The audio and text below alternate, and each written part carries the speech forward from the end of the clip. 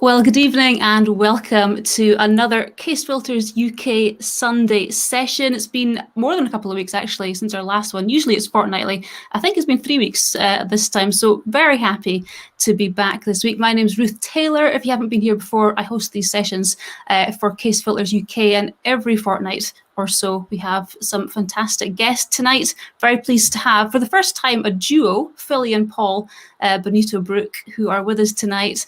And I'll introduce you to them properly in just a couple of minutes. But just if you haven't been here before, just dead simple kind of housekeeping things, how it works. Obviously, you're all watching on YouTube, and there's a wee live chat box there. Feel free to use that for any questions that you've got at all for Philly and Paul throughout the next half hour or so. That'll come through to us. There's a little bit of a delay, just a few seconds, so we will get to those as they come through. Also, if you would like to watch again, if you miss anything, or you'd like to share it with anybody else, then just after we finish, around about 7:30, you can just hop back on the Kase Filters UK channel, and it should be available just a few minutes later, and then you can rewatch to your heart's content or share that or whatever you want to do with that. And yeah, I think that's about it housekeeping wise, so let's get to it. Philly and Paul Bonito Brook, and I keep having him in my head, I'm going to get these names mixed up. Pilly and Fall have been going around for so long, I have no idea why. Bonito, though, first of all, which one of you is Italian? Well, I'm Italian. Yeah, my parents were both Italian, and I was born in England, but yeah, Italian origin. Italian origin. So do you speak Italian? I do fluently, yes. You don't, Paul? No, I get taught all the words that you can't repeat in polite company. Right. Okay. Well, I do have a phrase that's good for landscape photographers, though. Oh yes. Yeah. That is cielo a pecorella, acqua a catinella, which means if the clouds look like sheep, it's going to rain. I like that. I think we need to find that one in Gaelic, actually, because that would work very well in the Highlands. The sheep, yeah, the clouds look like sheep quite a lot today, especially. I know it's been gorgeous in most parts of the UK. So if you're listening from down there, well, thank you for giving up your sunny evening. Up here, not so much of a hardship. But guys, I mean, you are the first couple we've had on. And I mean, normally when it comes to photography, you'll get photography couples, you'll get one photographer, and you'll get one person who's maybe a very, very patient spouse. I know in my family, like my dad likes photography, mum just sits patiently in the car as you stop every 15 minutes to get that picture, or if you're out a walk, there's usually one or the other, but you guys are both into it. And I love, there's a tag that I think you put on some of your social medias, which is 2 photographers, 1 passion.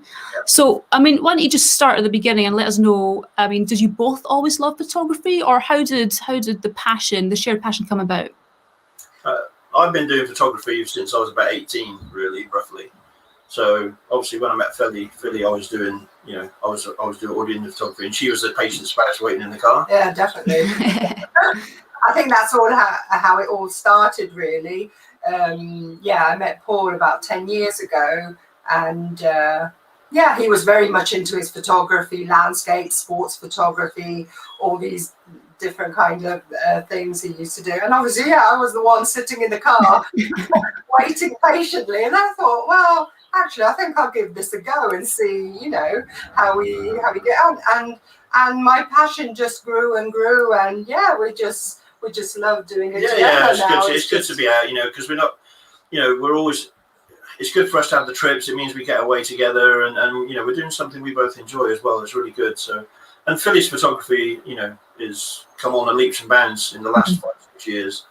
Her first camera was, what was it, a 450D. A little Canon 450D. Yeah. So from where she was to where she's now is amazing. So just 5 or 6 years, Philly, that you've been going at it? Only 5 or 6 years. I didn't know anything about f-stop, ISO, shutter speed. For me, it was just pointing a phone at something, and so I had to learn everything.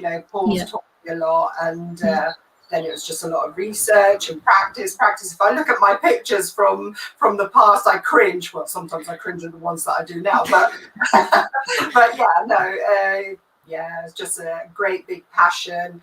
It's got its plus things and its negatives. I mean, it means that if I'd like a new camera, then we always have to buy Bang goes the budget. That's it. You know what I mean. So we both run with particularly the same equipment, more or less. So it's slight little differences. Avoids arguments. Yeah, You can swap each other's lenses, and I'll take a bit of yours. That's actually quite a good idea. Share lenses, share. Oh no, we've got each other. We've got our own. I'm very jealous of my things. We run the same equipment, so she's got exactly the same as I've got, and but with a couple of little differences. But no, we both got sort of the same stuff. So, Paul, did you start off doing film? I mean, what was your first camera? Yeah. So my first camera was a Zenit EM. That was my very first camera, and then I moved slowly through a couple of different makes, Yashica and whatever, and I ended up with a Canon AE1 program. So I did film, shot film, did a few weddings with film with Bronica and that, and went on to digital eventually. I mean, the Canon A1, that was my first camera, handed down as many people's from my dad, but it was a lovely thing. So, I mean, Philly, you mentioned before all sorts of varieties of photography that Paul was doing when you met him. Sports, macro, seems some macro, you guys doing landscapes, seascapes, portraiture, all sorts of things that you're both obviously very, very passionate about. But when it comes to, let's stick with landscapes just for a little minute. I'm seeing the picture behind you on the wall. That's the epitome of a big view landscape, the Kerrang up there, which is one I recognize. Do you have preferences, both of you, when it comes to landscape style? I mean, what we're calling intimate landscapes versus kind of more grand view landscapes, or is it just whatever kind of captures you at that moment? I particularly like the bigger vistas. I do enjoy the more intimate shots as well, but I'm definitely a big vista kind of photographer. I think I enjoy looking at other people's more intimate shots. I'm definitely a big vista shot. That's what I enjoy doing. Yeah, I'm the same. I love big vistas. I mean, if I see a smaller shot, I'll try and grab it. But I must admit, I do like to have the wide angle on a lot. So when it comes to like planning your shots, do you, I mean, I know you guys go out on trips and you take your cameras with you. Do you plan your trips around what you want to take photographs of, or is it a case of you go away and it's whatever kind of strikes you at the time? How does that work? What's that balance like? We normally decide where we want to go. So we've got an idea of what we want to photograph when we get there. As for planning the weather, okay, we'll try and do it as best we can. We had plans for our last trip to the Lake District for mist and stuff, and it never materialised. So we just make do with what we've got, really, more than anything else. But but we do plan a lot. I think then we just hope for the best in the weather and things like that. But a lot of planning that goes into the trips. Yeah.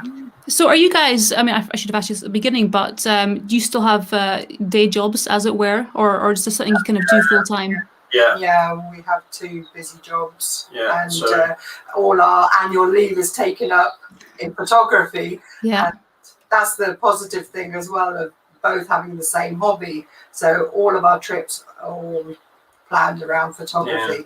Yeah. The good thing is we've got a motorhome, which is good for us because it means we can get away most weekends. If it's just for an overnight stay somewhere, but we can just disappear, and it's like having a holiday every week, to be fair. So you're always away. So shooting conditions wise, I mean, I know it depends very much on what it is you're actually going out there and shooting, but I'm imagining, like most landscape lovers, that you're not a big fan of the blue sky. You prefer maybe more. It's not a strange thing. I understand it, but so what's your favorite kind of shooting conditions when it comes to the grand landscapes then? I definitely am a sunrise shooter. I love sunrise. I like colourful skies and seascapes. I like dramatic seascapes. Yeah, I think I'm really into colourful situations. So yeah, that's mainly, and I love the morning light, things like that. I love that. Yeah, the sunrise is the best. I love being out in the sunrise, but I do like dramatic skies. I must admit, I'm happy. We always find that if we go out for a sunset or a sunrise shoot, there's loads of cloud and we think, oh yeah, it's going to be really nice. And then half an hour later, the cloud just disappears and it's a blue sky. So, but normally, normally really. We go out to shoot something, we look at the sky and we think, yeah, it's going to be really good. And then it ends up being pants. Yeah. And you've only got that weekend or however long it is. Yeah.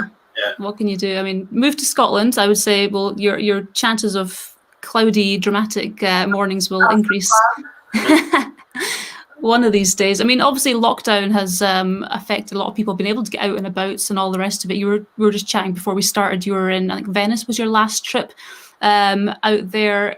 Have you got plans to move a bit more around Britain now that you can actually do that? I mean, what's kind of your next kind of trip? So we got our next trip is in July, 19th of July. I think we're up in Scotland. So we've got 3 days on Mull. And then probably across the Skye and maybe around the Glencoe area before we have to head back south again. And then we've got another trip then in October for 2 weeks, but we haven't decided where yet. But. Okay. It's very difficult, I think, to plan at the moment, with the restrictions. We're hoping to go back to Venice. I missed that this year. Yeah, I missed that trip. Yeah. We normally go every January. Oh, right. Wow. To Venice, and it sort of coincides with my birthday, so it's not January is normally the month we go, and we run workshops out there, and it's been really sad that we haven't been able to go out and show people around. So why winter in Venice? Quieter. Yeah. less smelly. less smell, less tourists. Less tourists, and you do get you've got a good chance of getting some good atmosphere out there. You can get some really misty days out there, and that helps. And maybe a little bit of aqua alta, not too much. We don't want too much high water, but we had a little bit last time, didn't we? When we went, and it was only a tiny little puddle. It's just a magical city, but it's beautiful. And you can spend 24 hours shooting there. Sunrise, sunset, street photography, nighttime photography. Yeah, it just offers so much. I was going to say, street. There's so many, and like I say in Venice, there's so many things you can do. I mean, I was talking before. There's so many things that you guys do from sports photography. I mean, tell us about sports, because I was having a look through your social media pages, and there was an abundance of motorsports pictures, which isn't something you often see alongside Venice and Scottish landscapes and stuff. What is it about motorsports that you love? I don't know what it is. Years ago, I was around the paddock in the British Superbikes with a privateer team, and I just really got the buzz then. But yeah, I just love that. I think that's why I like to photograph waterfalls, to be honest. It's that movement. I think that's what it is. I just love that. But being around the paddock is fantastic. Some really nice people, and the bikes, just for me, just something different. I'm not keen on Formula One. I'm not, but the Superbikes. The buzz you get. Yeah, I do get a buzz. I get a buzz every time I go to a meeting. I love it. I love being there. And air shows as well? Is that something else that you... Well, you just love photography, don't you? It looks like you just love everything, and Yeah. Well, Shuttleworth for us is literally just up the road. So that's what is it? It's like a historic place that they do, and they do this air show once a year. And it's literally on our doorstep. It's like 3 miles up the road. So for us, it was it's good to go to and see all the old different airplanes and everything. That was something. That was more a bit of fun, I'd say, but yeah. But Phyllis you've tried the bikes, and you did that. It was actually as well. So really great. It was great fun. Yeah. Even I must say, landscape photography is my all-time favorite. Yeah, I mean, we were talking. Sorry, on you go. It's just being in the landscape itself. For me, I find it very therapeutic. It's just getting away from a very busy job and being, even though we're always together shooting, we could be on a beach, but two different ends of the beach, and we take completely different shots. And it's just about being there on your own with your camera. That's the main thing I love. I don't know what it is. It's probably because my camera can't answer back and doesn't talk to me. So yeah. Not yet. Soon. Voice activation, yeah. Of solitude with the camera. For me, it's the same though as well with the sports photography. It doesn't matter what type of photography it is, to be fair. But when you're with the camera, I find that is a very mindfulness thing. Do you know what I mean? It just helps you to just forget everything else, and you're just concentrating on something different. Yeah. From normally do, so. I mean, we were talking beforehand just about Harris and Lewis, some of the other Hebrides in Scotland that you love to visit, and you mentioned ICM, intentional camera movement, which a lot of people love to do, and especially with the colours out there. I mean, artistically, when you are out there taking photographs, are you inspired by anybody else, any other photographers, artists, painters, anything like that, or is it all just comes out of what you see yourself? I think it's a bit of both, really. To be fair, I think, you know, I'm inspired, especially by artists. You know, I love to see some good artwork wherever it is. But for me, ICM, I'm not the massive ICM fan. Philly is. Philly loves to do ICMs. As much as I love movement, I'm not a massive fan of ICM. I don't know why. I do the odd one, but it's more Philly's thing, really. Yeah, I really enjoy it. As in inspiration, you know, a lot of things inspire me. You know, a lot of photographers, the big names that are out there. But then one thing that really inspires me are the young photographers. You know, I don't know what it is. There are some young photographers that are out there. It's their enthusiasm and their, you know, that fresh eye to see different kind of pictures. And sometimes, you know, when you've been doing this for a long time, at moments, I think you lose your mojo at times. And when I see these youngsters that are just going out there and that enthusiasm that they have, that really inspires me to think, you know what, I just want to get my camera and go out there and do what they're doing. So it's contagious, isn't it? Passion. Yeah, no, I love that. I got a question in the chat from Marcus. Marcus would like to know, is there any friendly rivalry or competitiveness between you when you're both out shooting at the same location? Paul's nodding. All the time. Yeah, I'm very much a gentleman though, so we'll get to a location and, you know, I'll let Philly pick, you know, get the first pick of where she wants to be, and then I'll work around her and then end up being where she was eventually. But yeah, no, we always do, don't we? We always have a bit of a banter. Yeah, we always have a lot of banter. Yeah. But then when it comes down to, you know, looking at the shots that we've got of that particular shoot, Paul might ask me, okay, go on, you pick which ones you like out of mine, and he'll pick which one he likes out. It's really good to have this, and yeah, because we see things differently as well. We don't necessarily see things the same way. So, you know, it's good that we can sort of bounce off each other and sort of not critique, but sort of look and see what we think that we think is different. I mean, you're both there at the same time, which is, you know, is quite unusual to go out back, I suppose, with a photographer that's been shooting at the same time, the same thing. So, you know exactly what the conditions were. So there's no kind of getting around that. I mean, talking about after the photo, post-processing, I'm imagining you don't do each other's post-processing. That could be interesting, actually. But what's your takes on post-processing? Do you like doing subtle, which is what a lot of landscape photographers like, or, you know, does it depend on the moods that you felt at the time and what you know, trying to bring that out of the photograph through post-processing? Yeah, normally, you know, it'd be the usual things, use Lightroom and a little bit of Photoshop. I find that if I tend to spend too long on a photo, that's when I ditch the photo.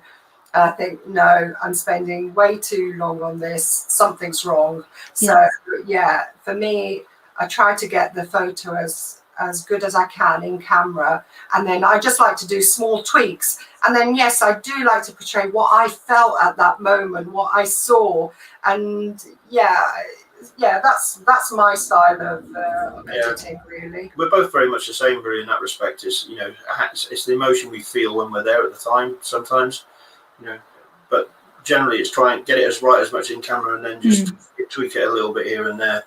But yeah, same thing, really. So, I mean, when you're converting to black and whites, which I know you do for quite a lot of your images, is that, again, just trying to get across, you know, the serenity of a scene, just trying to make it a lot more simplistic, or is black and white something that you go out and shoot on purpose, or how does that work? Sometimes I do. Sometimes I'll get to a location, I'll look at it, and I think I do more black and white. So I get to a location, I think, wow, that, you know, this is going to look better in black and white than it is with the colours we've got. You know, it might be really flat, or, you know, it just isn't right for colour photography. So, you know, I look at it like that. So, but yeah, I do love black and white, especially Venice. Yes, you don't see a huge amount of Venice in black and white, so it's always lovely, you know, getting that somebody else's eye on it and seeing that. Well, fingers crossed, Venice back on the cards sooner rather than later. Memorable moments. I mean, I imagine between the pair of you, it sounds like it. You've got some memorable moments. Good or bad? Any that kind of come to mind? The island of Skye is fantastic for memorable moments. Yeah, so I'll tell you a little story. We went to Nest Point, we got there in the motorhome, and we were there quite early for sunset. And I thought I'll go and have a look and see where we're going to stand and all the rest. Have a look, judge our way over there, because I think it'd been raining the night before, so it was a little bit boggy. So I went out there. Yeah, okay. Come back. When it was time to go, I said, yeah, follow me. I know where we're going. Yeah. So I'm trudging along. So I've turned round and she's not there. I don't know where she is. And then all of a sudden I look to my right and she's in a bog. Have you seen the film Platoon, when the soldier's like that with his gun above his head? Yes. Yeah, that was Philly, waist deep in the bog My with a tripod and a camera bag. At Nice Point, I didn't realise it was that boggy up there. I'm trying to I remember. think it was a little crevice between that runs through the field. And I went straight in. Straight in. But fair play, she sold it on. She stood by the cliff for a good 2 hours taking the photographs at sunset. And I smell awful. Yeah. It was terrible. I Bit stood of trench there foot. for 2 hours. And then when we got back to the motorhome, she was like, "Oh, I'm not doing this again." Until she saw her pictures the next day, and then she was fine. Suffering for your art. It's Yeah. part and parcel of it. That's probably one of the most memorable moments. There have been others, but there are too many to go on. We haven't got enough time. I'm a bit clumsy. Let's put it this way. Yeah. Do you end up in bogs quite often then, Philly? I either break a leg. Oh wow, that's If we had more time, we. At least your camera equipment was safe though. Oh yeah. The important stuff. Always camera equipment. Yeah, make sure it's weatherproof. Favorite locations we've kind of talked about a wee bit already in terms of Venice and Scotland, I think as well. I think you mentioned Ireland. Is there somewhere that you kind of absolutely love to shoot? Obviously the last couple of years we've been restricted to our own immediate location, which has been great for a lot of people because they've found out a lot more about what's nearby them. But is there somewhere that you love to shoot more than anywhere else, or somewhere that you would love to go and shoot? We love Scotland. Ireland is probably one of our best road trips that we've had when we did the Wild Atlantic Way, the Ring of Kerry and Dingle, and it's just amazing, beautiful. I've been to Iceland, and Iceland was fantastic. And we were due to go to Shetland this year, weren't we? Yeah. With some friends. Yeah. And unfortunately, we had to cancel it because a couple of them were coming from abroad. So. And that's the place that we really want to go to Shetland. So it's on the cards for a visit at some stage, but we're not sure when yet. Maybe that the October one that you haven't quite decided yet. You never know. You never know. But the thing is, we've got to arrange it with the other guys as well. Because we all want to go together. So there'll be a group of us going. Okay. Planned to stay in a lighthouse, which was really nice. So. Yeah, we were actually going with Marco Dodoni and Lee Tippett. Yeah. Well, speaking of Lee, she's in the chat just now asking you a question. She says, "Hi, Philly and Paul. Do you have any future plans, both of you, of producing a book together?" Of all our mishaps. You could intersperse that in. That could be quite amusing. It could, yeah. I think it's something we thought of, isn't it? And maybe we will do. We've just read our friend Marco's book, which is fantastic, and it's sort of inspired me a little bit. So. Yeah, maybe it's something on the cards that we will do together at some stage. Brilliant. Obviously, Paul, you said you've been doing this since you were 18, and Philly for the past 5 years or so. But you've obviously both learned a huge amount along the way. Is there anything that you would pass on as a piece of advice or a tip or wisdom, just for maybe, like you say, you're inspired by the passion of the younger generation, but somebody's starting out, maybe not necessarily a younger person, in landscape photography in particular, that you think would just be really, really helpful for them to know at the beginning of their kind of journey? Learn the camera. Learn to use your camera and know what it does, and then just for me as well is learn the exposure triangle, because that will help you no end. But other than that, it's just get out there and do it. And I think also learn what you're really passionate about. Maybe you go out and you don't really know if you like seascapes, if you like different types of photography. Just find in yourself and be happy. If you're happy and you enjoy what you're doing, just continue doing that. I know that on social media there is a lot of you haven't done this, or you haven't respected that rule. The rules are there to be broken. Just do what what you enjoy doing. Find that passion, and I think that passion is going to drive you to achieve your goals. Yeah. Do the best that you can. And don't be frightened of shooting the cliche shots either, because that's how you learn. You know, that's the way to learn, right? So you can go to, you know, you see other people's images, and you can go to these locations and put your stamp on that image. But it's good that you know, just don't worry about what, you know, you're shooting for yourself at the end of the day. Yeah. I like that, because I read an article just a couple of weeks ago about somebody who was a street photographer and obviously a judge in a competition. He just wrote an article on 10 things not to shoot, and he basically said, don't shoot this cliche, don't shoot this cliche, don't shoot this cliche. And there was a lot of very annoyed comments at the bottom, because, you know, this is how people learn, and you know, there's absolutely nothing wrong. Like you say, shoot the cliches all you want and use it as a learning experience, or if it floats your boat, absolutely do it, but don't just, you know, when people say don't shoot this, especially when you're starting out, like you say, it's very difficult to know what to do. So I like that. Just try different things and see what actually, you know. But that is never the same, right? So even if you're shooting the cliche image, your image is going to be different to somebody else's shot. You know what I mean? So even if it be a cliche view and it's shot to death, and you're putting your tripod into the same holes as somebody else has done, doesn't matter. Your take on that shot is going to be different. Absolutely, and especially if you're shooting for yourself, then, you know, there's, like I say, no rules there. Just exactly. Yeah, no, I love that. You shoot a lot of long exposures as well on, obviously, the grad filters. Do you have a particular favorite Kase filter that's in your pack? I do really love long exposure, and I think my favorite has to be the 6-stop. I think that's probably the filter that I wouldn't want to go without. Yeah, I think that's my favorite. Obviously, I always want the polarizer to be there, and that too. But my 6-stop definitely. Yeah, I'm the same. In my bag. I'm the same. I love the 6 and the 10s. They're fantastic, especially in Venice as well, because it's good for, you know, getting rid of people in boats. So yeah, I saw a picture of yours actually. I think it was in Venice, and you said you used the 10-stop just so that you could get rid of the masses of people that were in the scene. Yeah. Which is another wonderful use for it, besides, you know, just getting the nice serene seascapes and things like that.